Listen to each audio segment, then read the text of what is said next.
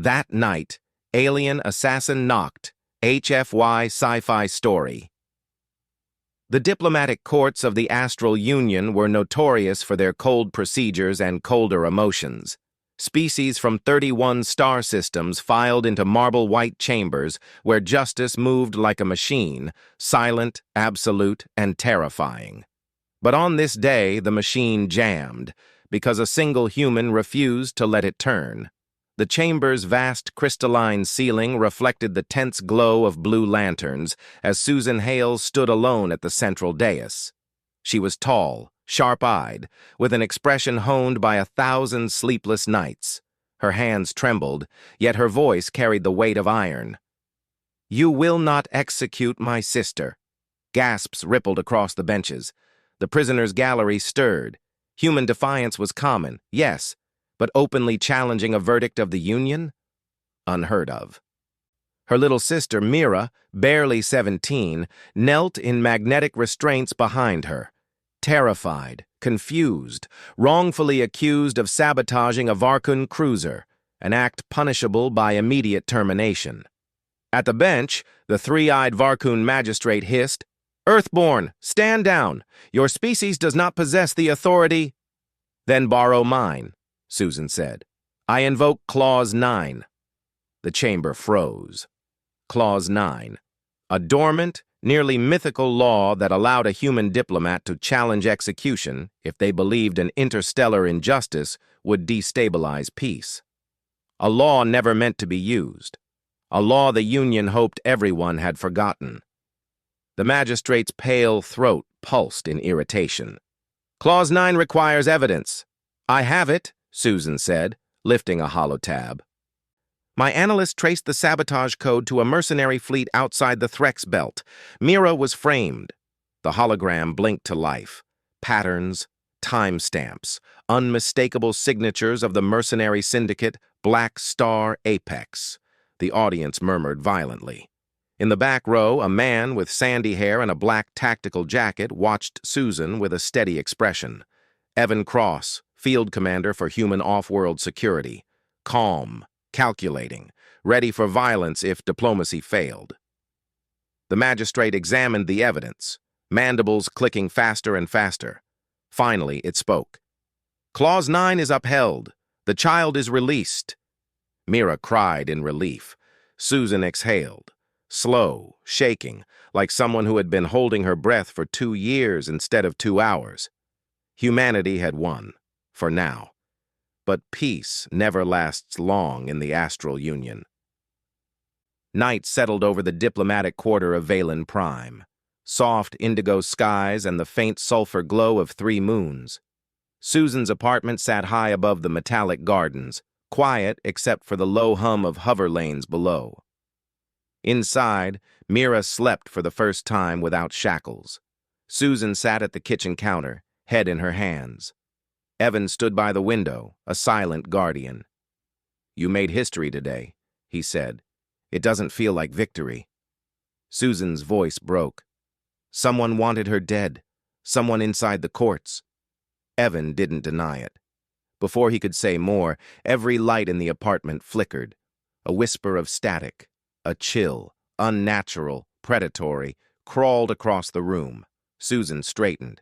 Evan drew his sidearm. Then came the knock, not a polite knock, a single metallic strike that rattled the air like a war drum. Boom. Evan stepped forward. "Get Mira! Hide! Now!" Susan didn't argue. She sprinted down the hallway as the second knock landed, more forceful, bending the reinforced door inward. Evan positioned himself, weapon raised, poised to fire.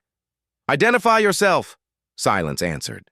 Then, a voice, cold, mechanical, and layered with a language unfamiliar to any human. "Return the child." Evan's jaw clenched.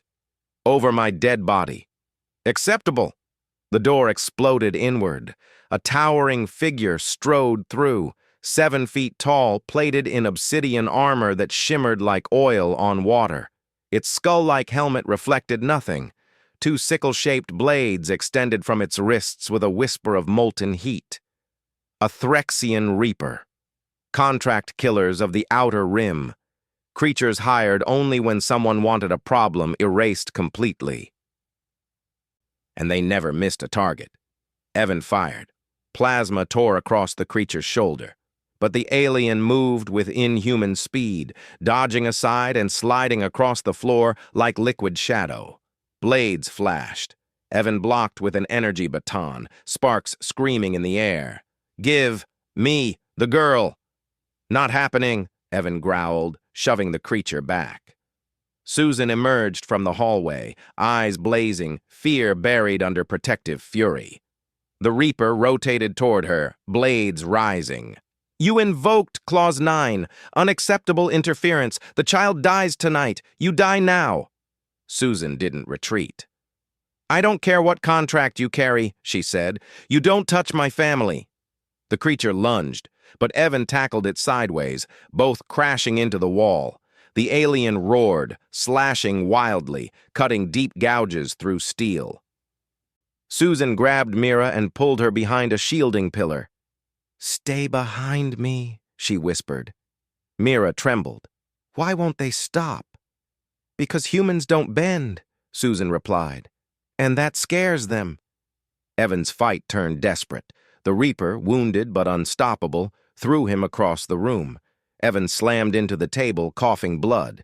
The alien advanced on him. Evan raised his weapon even as his hands shook. "Come on, then." The Reaper aimed a killing strike, but a chair smashed into its back. Susan stood behind it, breathing hard. "I said, don't touch! My people!" The Reaper swung its arm, sending her flying, but the distraction was enough. Evan detonated his wristband beacon. A shockwave of white light burst outward, momentarily paralyzing the alien. "Now!" he shouted. Susan grabbed the fallen plasma rifle. One shot. 2, 3. The Reaper staggered, armor cracking. Black fluid leaked from its joints. It hissed, an unholy sound. "Human will! Pay!" Its body collapsed with a seismic thud. Silence returned. Only their ragged breathing remained. Susan knelt beside Evan. "Hey, stay with me." He smiled weakly. "You swing a mean chair." "Shut up." But her eyes were wet. Mira rushed to them, sobbing. "Are we safe?" Evan listened to the distant sirens. "For tonight," he said. "But someone powerful ordered that thing, and they won't stop." Susan looked out the shattered window at the glowing alien city. Her voice steadied, cold, determined. "Then let them come. Because now, humanity is awake."